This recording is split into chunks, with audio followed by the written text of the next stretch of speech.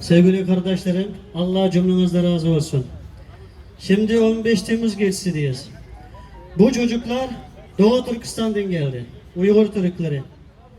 Bunlar 2016 yılında Antalya'daydı. 15 Temmuz'da 27 gün dışarıda kaldılar.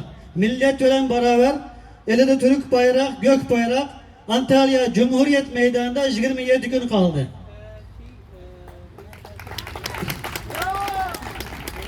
Antalya halkı bunlarını 15 Temmuz çocukları adını vermişti. Aynı 15 Temmuz'da hani İstiklal Marşı okumuştu. Allah'a çok şükür bugün Ankara'da aynı şekilde 15 Temmuz gecesi İstiklal Marşı okudu. Cümlemizden Allah razı olsun. Allahu Ekber. Doğu Türkistan için dua etmeyi unutmayın inşallah. 15 Temmuz'da biz kazandık.